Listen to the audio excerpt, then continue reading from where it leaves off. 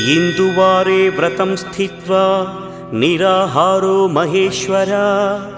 नक्तं हौष्यामि देवेश एकबिल्वं शिवार्पणम् रामलिङ्गप्रतिष्ठा च वैवाहिककृतं तथा तटाकादि च सन्तानम् एकबिल्वं शिवार्पणम् अखण्डबिल्वपत्रं च आयुतं शिवपूजनं कृतं नाम सहस्रेण एकबिल्वं शिवार्पणम् उमया सह देवेश नन्दिवाहनमेव च भस्मलेपनः सर्वाङ्गम् एकबिल्वं शिवार्पणम् सालग्रामेषु विप्राणां तटाकं दशकूपयोः यज्ञकोटिसहस्रस्य